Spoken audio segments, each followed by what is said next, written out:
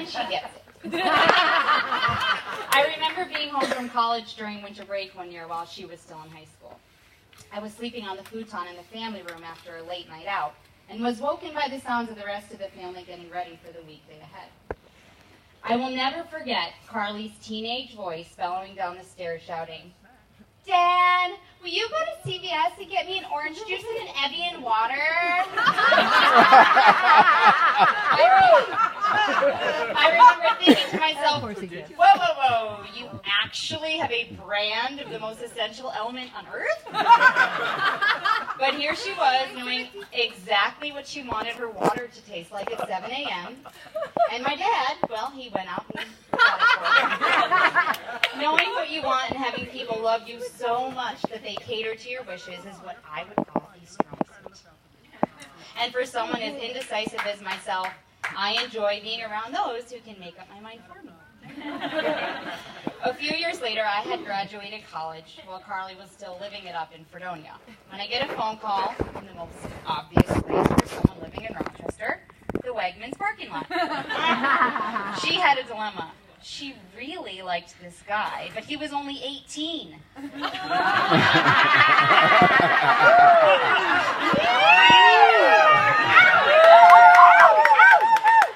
Delicate age when we just hopped the line out of using words like illegal, minor, and lawsuit to describe things. I told her to just let her emotions guide her, not to worry about age. I mean, it was college. How serious could it be? The first time I met Cody, it was clear to me that this college fling had a future. I thought he was charming and laid back. He seemed to tone down Carly's high-octane personality while she brought him out of his shell. It was obvious that Carly was exceptionally happy and over the moon. Carly and Cody were both beaming in this new relationship. However, Cody made it very difficult for me to enjoy life as a 24-year-old, since no bar would admit him entrance. But this also resulted in some epic house parties where Carly and I got to be drunken DJs and play really obnoxious songs on repeat until everyone left. But we've got a professional here tonight, so please don't leave. After Carly had graduated, she moved just 3 houses down the street from our apartment. And not long after, Cody was there too. I got to know Cody better as time went on, and Carly and I gifted a kickball team with our lack of athletic competitiveness. And Cody gifted the team with some traveling players from Watkins Glen who combined their knack for drinking and arts and crafts to create a wizard stick, or all of their empty beer cans taped into a tower of alcoholic achievement. And that literally happened 2 nights ago. Much of the time, it feels like Andrew and Cody are brothers when we're all hanging out together. Brothers in the sense that they stand by and applaud each other's stupid decisions. Many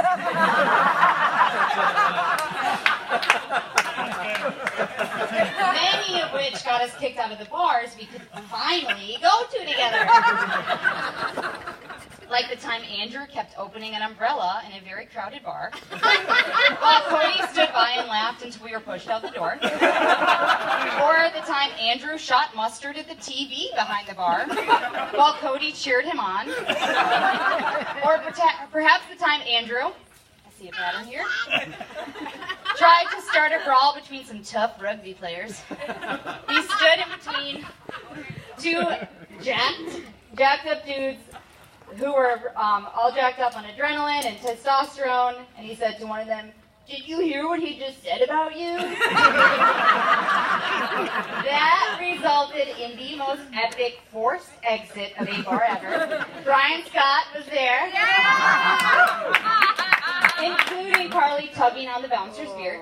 So if you want the full story, just ask about that. However, Cody has had his moments of being the ringleader, like the time he punched a random snowman in the face with an enthusiastic Andrew on the sidelines. Cody has a subtle yet hilarious sense of humor, and his dry remarks always make me laugh. A couple of my favorite witty Cody remarks include the time Carly was cooking beets, and Cody passed by the pot and said, "You still boiling those rocks?" or,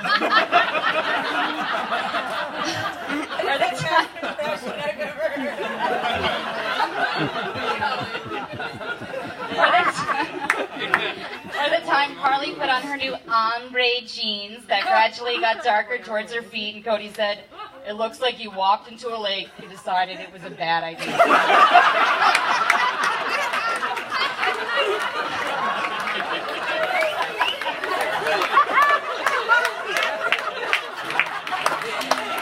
And these pants are now referred to as her lake jeans.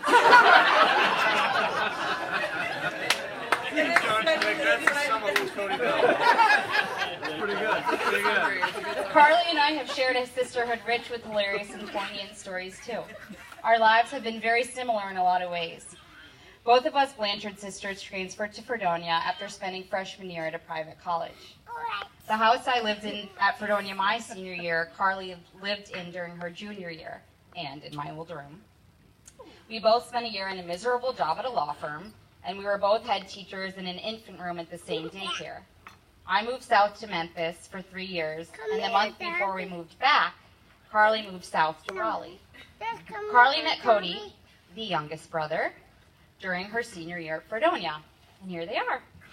I met Andrew, the youngest brother, my senior year at Fredonia, and here we are. And my mom met my dad, the youngest brother, during her senior year at Fredonia, and here they are.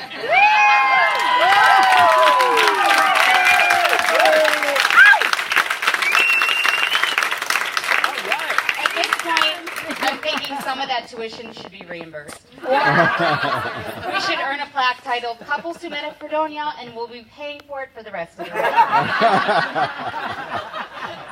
So if our life occurrences continue to chase each other and the universe keeps pushing us together, y'all just need to have a baby and move back to New York. I'm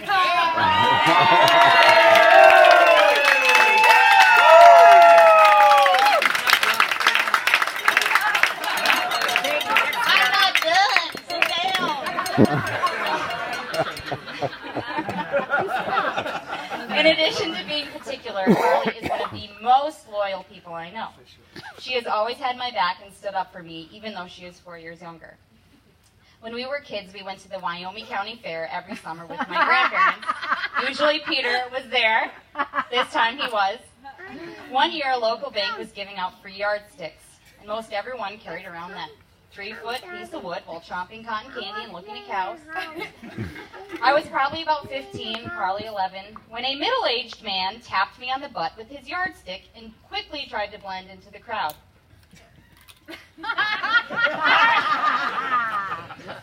Carly, who witnessed the whole thing, took her own yardstick and chased that man into the fair and whacked him with it.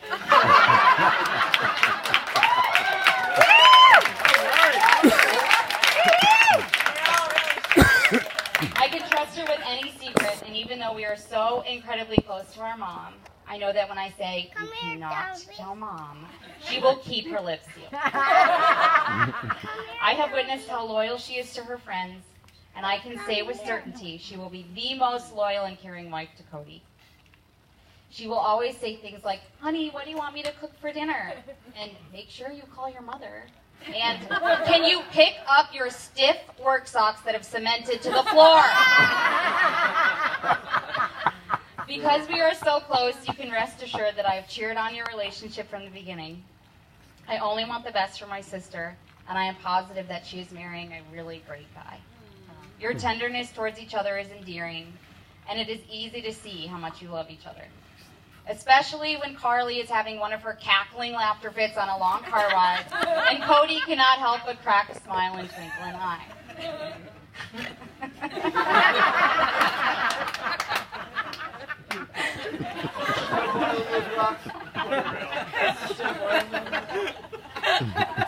The day Carly was born, I cried because she was not the brother I wanted to have. Though I wouldn't trade growing up with a sister for anything, I will probably shed tears today, but it is from sheer joy that I'm gaining an amazing brother-in-law. And now that the Blanchard sisters have become a Meakin and a Doll, I cannot help but repeat a line from an Avett Brothers song in my head. Always remember, there is nothing worth sharing like the love that let us share our name. Cheers, you guys. Love you.